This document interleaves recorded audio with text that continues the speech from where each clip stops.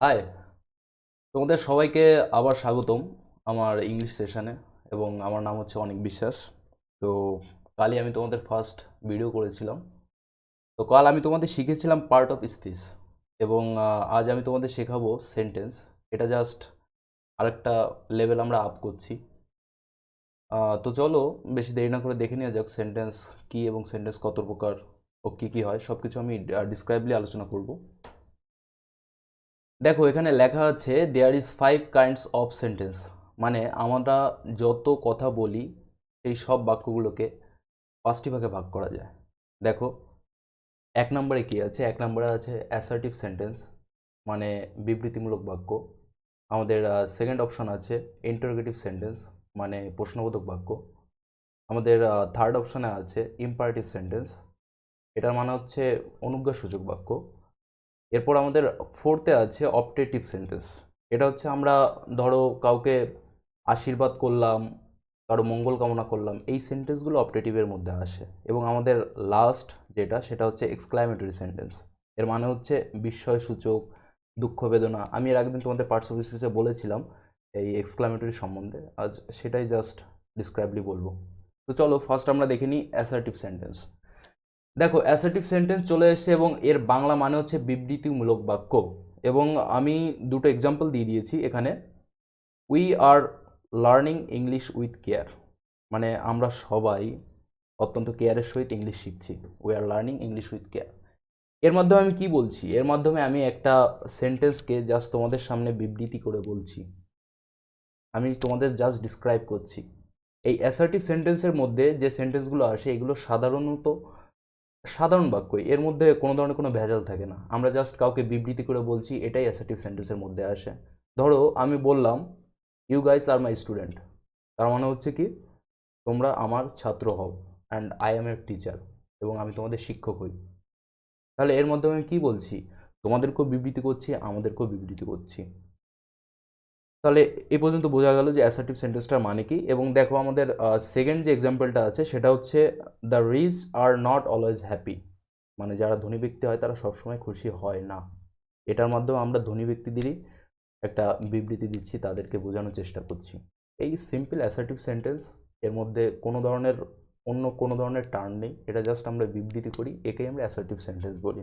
ওকে, তো চলো এবার আমাদের সেকেন্ড বাক্যটার দিকে যাই। এবং আমাদের সেকেন্ড বাক্য আছে ইন্টারোগেটিভ সেন্টেন্স, তার মানে প্রশ্নবোধক। আর ইন্টারোগেটিভ সেন্টেন্স বোঝার একটা বড় নিয়ম হচ্ছে এরপরে একটা প্রশ্নবোধক চিহ্ন থাকে। দেখো, আমি এখানে দুটো এক্সাম্পল দিয়েছি, দুটো এক্সাম্পলের পিছনেই দুটো প্রশ্নবোধক চিহ্ন আছে।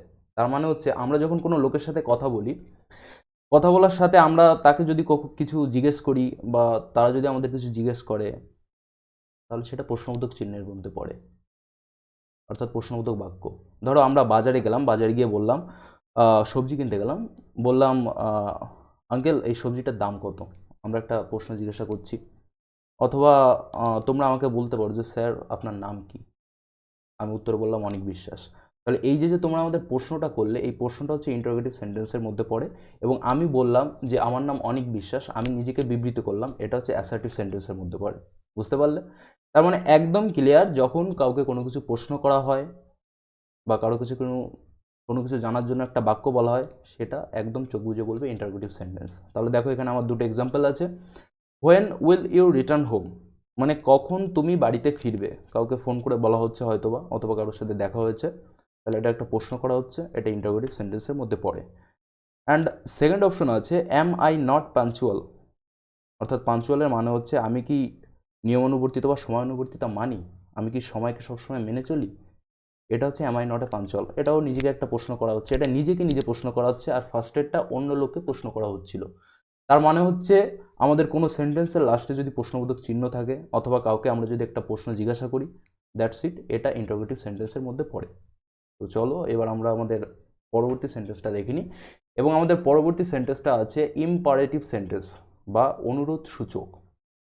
অর্থাৎ যেসব বাক্যের মধ্য দিয়ে আমরা কাউকে অনুরোধ করি, অথবা কাউকে কোনো নির্দেশ দিই, অথবা কেউ আমাদের কোনো অনুমতি চায় আমাদের কাছে, বা তার কাছে আমরা কোনো অনুমতি চাই, এই সেন্টেন্সগুলোই হচ্ছে ইম্পারেটিভ সেন্টেন্সের মধ্যে পড়ে।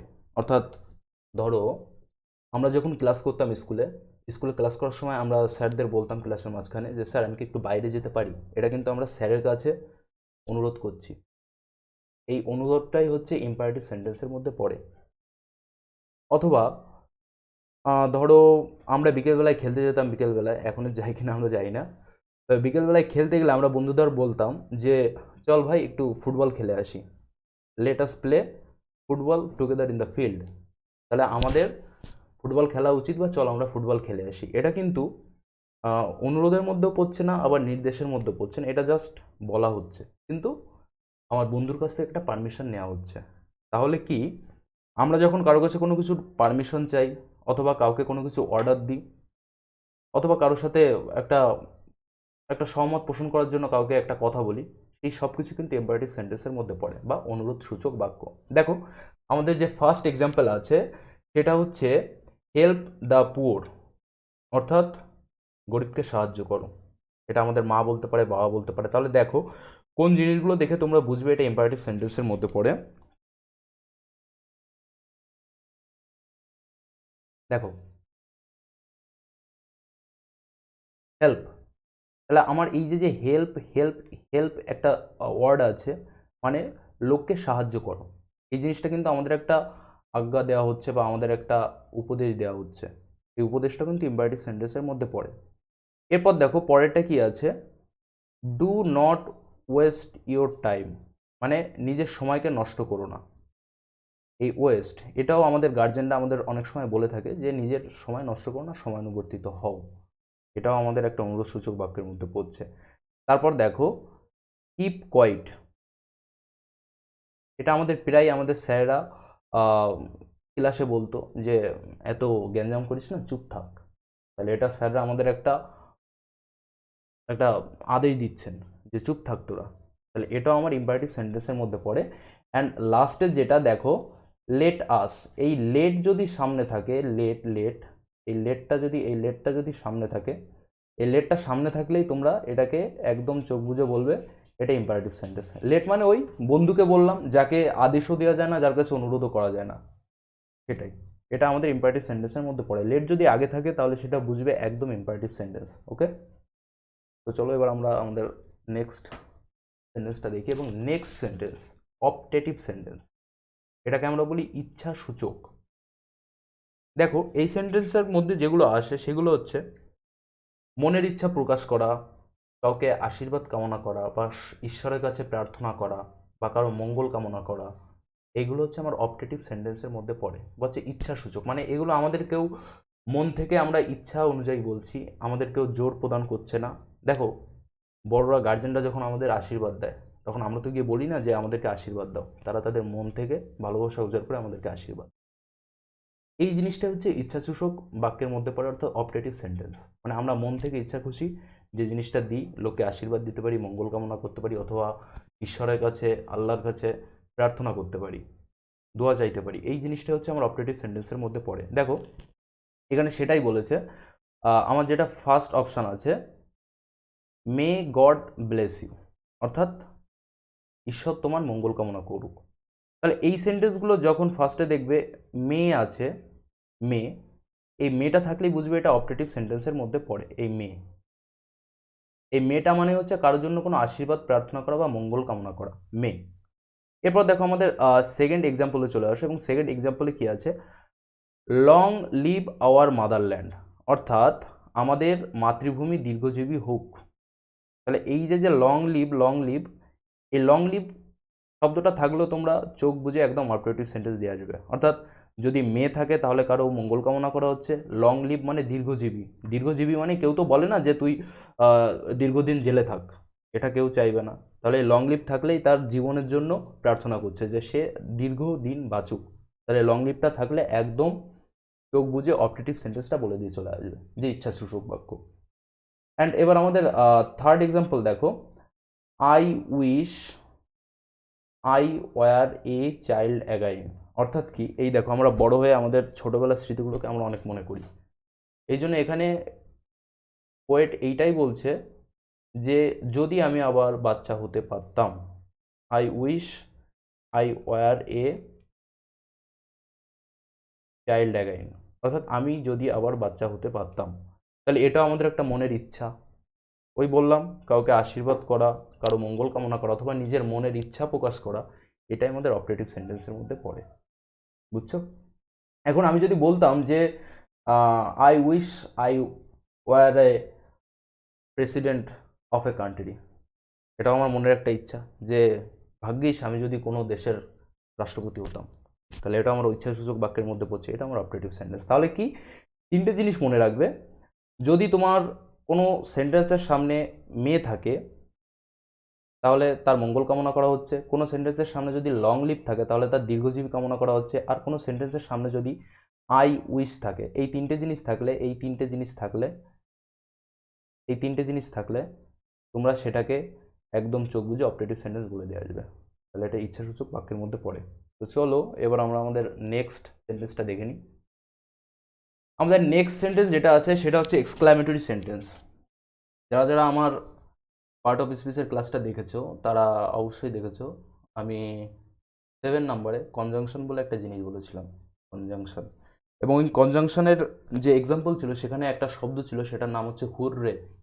আমি তোমাদের তখন বলেছিলাম যে তোমরা এখন এটা বুঝতে পারবে না কনজাংশন, কিন্তু আমি পরবর্তী ভিডিওতে সেটা আমি তোমাদের শিখিয়ে দেবো। এই যে হুররে বলাটা, এটাই এক্সক্লামেটরির একটা বৈশিষ্ট্য। যে এক্সক্লামেটরি মানে কি, আমরা যখন আমাদের মনের দুঃখ, বেদনা, হাসি, খুশি যেসব শব্দের মাধ্যমে প্রকাশ করি এবং সেই শব্দগুলো দিয়ে তৈরি সেন্টেন্সগুলোকে এক্সক্লামেটরি সেন্টেন্স বলে। ওকে, এবার দেখো আমি এটাকে একটু বিস্তৃত বোঝাই। এক্সক্লামেটরি সেন্টেন্সে তোমরা বাংলাটা দেখেছো বিস্ময়সূচক বাক্য, অর্থাৎ কোনো কিছু শুনে বিস্ময় হয়ে যাওয়া, হা হয়ে যাওয়া, এটাই হচ্ছে আমার এক্সক্লামেটরি সেন্টেন্সের মধ্যে পড়ে। দেখো ফার্স্ট আমাদের যে এক্সাম্পলটা আমরা দিয়েছি, first example, what a beautiful bird it is. ও হ্যাঁ, আর এটা যেমন প্রশ্নবোধক বাক্যের পিছনে একটা প্রশ্নবোধক চিহ্ন থাকে, তেমনি এখানেও দেখেছো এখানে একটা বিস্ময়সূচক বাক্য থাকে। তাহলে এটা বুঝতে হয়তো তোমাদের সমস্যা হবে না যে কোনো সেন্টেন্সের পিছনে যদি বিস্ময়সূচক বাক্য থাকে তাহলে সেটা আমরা এক্সক্লামেটরি সেন্টেন্স বলবো। তো আমি এবার এক্সাম্পলটার কথা বলি। What a beautiful bird it is, কত সুন্দর পাখি ছিল এটা, অথবা কত সুন্দর একটা পাখি। এটা কি আমরা তার বিস্ময়সূচক প্রকাশ করছি? আমরা অতি মুগ্ধ হয়ে গেছি যে কি সুন্দর একটা পাখি, তাহলে এটা আমার এক্সক্লামেটরি সেন্টেন্সের মধ্যে পড়ে। এটা গেল এক টাইপ, যেখানে এই সামনে হট, হাউ এসব থাকে, যেগুলো দেখে তোমরা ভাবতে পারো যে এটা হয়তোবা ইন্টারোগেটিভ সেন্টেন্সের মধ্যে পড়ছে, কিন্তু ইন্টারোগেটিভ সেন্টেন্স না। এই হট থাকলে পিছনে যদি তোমাদের এরকম বিস্ময়সূচক চিহ্ন থাকে তাহলে তোমরা ওটা এক্সক্লামেটরি সেন্টেন্স ভাববে, যেটার মাধ্যমে সে বিস্ময় প্রকাশ করছে। তো চলো এবার আমরা আমাদের সেকেন্ড এক্সাম্পলটা দেখি। সেকেন্ড এক্সাম্পল দেখো, ওই পার্ট অফ স্পিচে আমি যে এক্সাম্পলটা দিয়েছিলাম এটা সেই example. Hurray, our team has won the game. দেখো এখানে কিন্তু সেন্টেন্সের লাস্টে বিস্ময়সূচকটা নেই, বিস্ময়সূচকটা আছে এখানে। তার মানে কি, আমি বিস্ময় প্রকাশ করছি জাস্ট এই একটা ওয়ার্ডের মাধ্যমে, যে হুররে আমরা ম্যাচটা জিতে গেছি। এই হুররেটুকু হচ্ছে বিস্ময়, আর যে বাকি এই যে বাকি যে পার্টটা আছে এই বাকি পার্টটা কিন্তু বিস্ময় না, এটা জাস্ট অ্যাসার্টিভ সেন্টেন্স, এটা একটা অ্যাসার্টিভ সেন্টেন্স। তাহলে এরকম যদি কোনো বাক্যের সামনে হুররে থাকে অথবা অ্যালাস থাকে অথবা আন্ডান থাকে তাহলে সেগুলো তোমরা চোখ বুঝে এক্সক্লামেটরি সেন্টেন্স বলে দিয়ে আসবে। এবার দেখো আমাদের যে থার্ড এক্সাম্পলটা আছে এটাও তেমনই ফার্স্টেরটার মতো। হোয়াট আ বিগ স্নেক, বাবা কত বড় সাপ। তাহলে এখানে আমরা ফার্স্টে হোয়াট ইউজ করেছি, কিন্তু লাস্টে কিন্তু আমরা প্রশ্নবোধক চিহ্ন দিইনি, আমরা কি দিয়েছি, বিস্ময়সূচক। এটা আমরা একটা বিস্ময় প্রকাশ করছি যে কত বড় সাপ বাবা, তাহলে এটা এক্সক্লামেটরি সেন্টেন্সের মধ্যে পড়ে। এবার দেখো আমাদের যে ফোর্থ এক্সাম্পলটা আছে সেটা কিন্তু সেকেন্ড এক্সাম্পলের মতোই। দেখো আমি তোমাদের বলেছিলাম হুডরে, এখানে অ্যালাস আছে, তাহলে এই হুডরে অ্যালাস একই জাতীয় শব্দ। দেখো অ্যালাসের পরেও আমরা একটা বিস্ময়সূচক চিহ্ন ইউজ করেছি। তাহলে এখানে কি বলেছে, alas my grand mother is dead, যে সে দুঃখের সহিত বলছে আহা আমার ঠাকুরমা মারা গিয়েছে। তাহলে সে এখানে শুধু এক্সক্লামেটরির মাধ্যমে আমরা শুধু আনন্দ প্রকাশ করি না, আমরা দুঃখ প্রকাশ করতে পারি। বুঝেছো? এখন যদি কেউ বলতো alas our team has lost the game, তাহলে কিন্তু সেটাও বিস্ময়সূচকের মধ্যে পড়ে, যে হায় রে আমার টিম জিততে পারলো না। তাহলে সেটাও কিন্তু একটা দুঃখ প্রকাশ হচ্ছে বলে সেটা এক্সক্লামেটরি সেন্টেন্সের মধ্যে পড়ে। তাহলে দেখো এখানে আমার এক্সক্লামেটরি সেন্টেন্সের যে শব্দটা, এই অ্যালাস, অ্যালাসের পরে আমার এখানে একটা বিস্ময়সূচক চিহ্ন আছে, তাহলে এটা আমরা চোখ বুজে বলবো এক্সক্লামেটরি সেন্টেন্স। আর এই যে আমার বাকিটুকু আছে, এই বাকিটুকু হচ্ছে আমার অ্যাসার্টিভ সেন্টেন্সের মধ্যে পড়বে। এই বাকিটুকু আমার অ্যাসার্টিভ সেন্টেন্সের মধ্যে পড়বে। আর আমার এই যে শব্দটা আছে, এই শব্দটা হচ্ছে আমার জাস্ট এক্সক্লামেটরি সেন্টেন্সের জন্য পারফেক্ট। এটা আমরা বলতে পারি এক্সক্লামেটরি সেন্টেন্স। ওকে, বুঝতে পেরেছো? তাহলে আমরা ফার্স্টে বললাম অ্যাসার্টিভ সেন্টেন্স, সেটা হচ্ছে বিবৃতিমূলক বাক্য, যে কাউকে কখনো বিবৃত করলে সেটা অ্যাসার্টিভ সেন্টেন্সের মধ্যে পড়ে। এরপর আমরা ইন্টারোগেটিভ সেন্টেন্স বললাম, সেটা হচ্ছে প্রশ্নবোধক বাক্য, কাউকে কোনো প্রশ্ন জিজ্ঞাসা করলে সেটা ইন্টারোগেটিভ সেন্টেন্সের মধ্যে পড়ে। এরপর আমরা বললাম ইম্পারেটিভ সেন্টেন্স, তারপর বললাম অপটেটিভ সেন্টেন্স, আর লাস্টে বললাম এই আমরা এক্সক্লামেটরি সেন্টেন্স, যেখানে আমরা বিস্ময় প্রকাশ করি। আমরা যত কথাই বলি, আমরা যত বাক্য ইউজ করি, প্রত্যেকটা বাক্য এই 5টা ভাগের মধ্যেই পড়ে। তোমরা যদি অন্য কোনো বাক্য খুঁজে পাও তাহলে আমায় কমেন্ট সেকশনে জানিও, হয়তো বা পাবে না, আমি জাস্ট মজা করছিলাম। এই 5টার মধ্যে আমাদের সব বাক্য হয়। ওকে, যদি কেউ কোনো কিছু না বুঝতে পারো তাহলে আমাকে কমেন্টে জানাও, আমি অবশ্যই সলভ করে দেওয়ার চেষ্টা করব। আর আমাদের এই চ্যানেলের ভিডিওটা যত পারো লাইক করো, শেয়ার করো, কমেন্ট করো, বন্ধুদের সাথে জানাও। যারা ইংলিশ সম্বন্ধে কাঁচা আছে, অঙ্ক সম্বন্ধে কাঁচা আছে, সবাই আসুক, আমরা যথাসাধ্য চেষ্টা করব। ওকে, থ্যাংক ইউ। চলো, দেখা হচ্ছে পরে।